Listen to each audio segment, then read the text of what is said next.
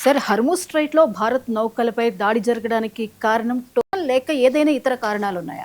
Yes అండి. ఇప్పుడు భారతదేశానికి సంబంధించిన ఇప్పుడు భారత్ ఇరాన్ మధ్య సత్సంబంధాలు అద్భుతంగా ఉన్నాయి.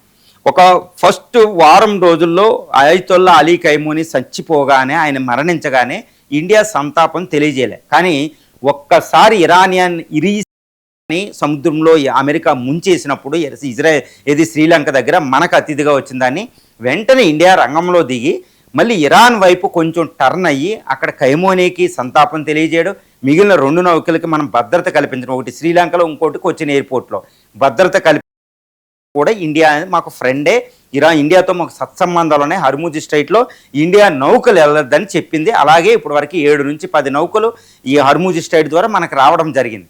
కానీ సడన్గా ఇప్పుడు సీజ్ ఫైర్ ప్రకటించిన తర్వాత ఇరాన్ 2 భారత నౌకలపై అనుమతి ఉన్న అటాక్ చేయడం, అది భయంకరమైన కాల్పులు జరిపింది. ఇండియా దానికి తీవ్రమైన అసంతృప్తి తెలియజేయడం జరిగింది. ఇంకోటి ఏంటంటే, ఇంకొక నౌకని సీజ్ చేసి ఆ సీజ్ చేసేటప్పుడు విజువల్స్ని ప్రపంచంలో షేర్ చేసి అది భారత్కు ఒక అవమానంగా క్రియేట్ చేసింది. అసలు ఎందుకు భారత నౌకల్ని సీజ్ చేస్తుంది, దాడులు చేస్తుంది ఐఆర్జీసీ, అది ఇరాన్ అంటే 2 అతిపెద్ద కారణాలు ఉన్నాయి. అదేంటంటే, ఈ టోల్ హర్మూజ్ మీద మాకు తిరుగులేని ఆధిపత్యం ఉంది అని అమెరికాకి, ప్రపంచ దేశాలకి చెప్పడం వేరు, ఇండియాకి చెప్పడం వేరు. ఎందుకంటే హర్మూజ్ స్ట్రైట్ మీద ఇరాన్ అధికారం చెలాయించాలంటే ఇండియా పర్మిషన్ లేకుండా ఇంపాసిబుల్. ఎందుకంటే ఇండియన్ ఓషన్ రీజన్లో greatest navy, 3rd largest and 4th largest world powerful navy అనమాట ఇది. ఎయిర్ క్రాఫ్ట్ క్యారియర్లో, న్యూక్లియర్ సబ్మెరైన్స్తో, వందలాది షిప్పులతో, 295 షిప్పులతో అన్నీ కలిగి ఉంటుంది. మరి ఇరాన్ చిన్న దేశం, ఇండియా పక్కన హర్మూజ్ స్ట్రైట్ని క్లోజ్ చేయలేదు, దాని అధికారం ఉండదు. కాబట్టి ఇండియాకి వార్నింగ్, ఇండియాను కూడా మీరు ఓకే చేయండి అని. కాబట్టి అది ఇండియా ఒప్పుకోదు. రెండవది ఏంటంటే, ఈ యొక్క టోల్ను వసూలు చేస్తున్నాం, ఇండియా నౌకలు కూడా సంవత్సరానికి కొన్ని 100 నౌకలు వెళ్తాయి, కాబట్టి ఇండియా కూడా చెల్లించాలి అని చెప్పడం అనమాట. అక్కడ ఉన్న చిక్కుబడిపోయిన 2 డజన్ నౌకల్ని ఏదోలాగా బయట పడాలంటే టోల్ $2 మిలియన్ పర్ ట్యాంకర్ కింద చెల్లించి రావాలి. సో ఇండియాను కూడా ప్రెజరైజ్ చేస్తుంది. ఇది అతిపెద్ద అటాక్, అతిపెద్ద కారణంగా చెప్పవచ్చు. ఎందుకంటే ఇండియాను కూడా ఇండైరెక్ట్గా మీరు కూడా టోల్ చెల్లించి వెళ్ళండి అనమాట. ఇది చాలా చాలా పెద్ద ప్రమాదం అనమాట. 2 ఇక 3వ అతిపెద్ద కారణం ఐఆర్జీసీలు. ఇప్పుడు ఇరాన్లో ఒక అంతర్యుద్ధ పరిస్థితి ఉంది. ఐఆర్జీసీలు ఒక వర్గం చైనా ఏది చెప్తే అది వింటుంది, ఐఆర్జీసీలు ఇంకొక వర్గం అసిమ్ మునీర్ ఏది చెప్తే అది వింటుంది.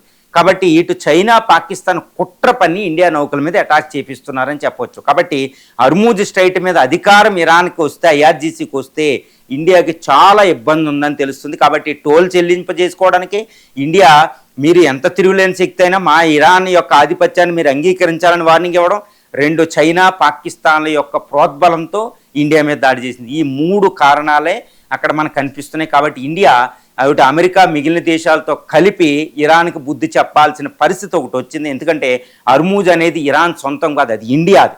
ఎందుకంటే ఇండియన్ ఓషన్కి యొక్క చోక్ పాయింట్స్ అన్ని ఇటు సూయజ్ కెనాలు, బాబెల్ మండాబు, తర్వాత హర్మూజ్ స్ట్రైటు, మలక్కా స్ట్రైటు, ఈ 3 స్ట్రైట్ల జోలికి ఎవ్వరు వచ్చినా అది ఇండియా మీద దాడి చేసినట్లే.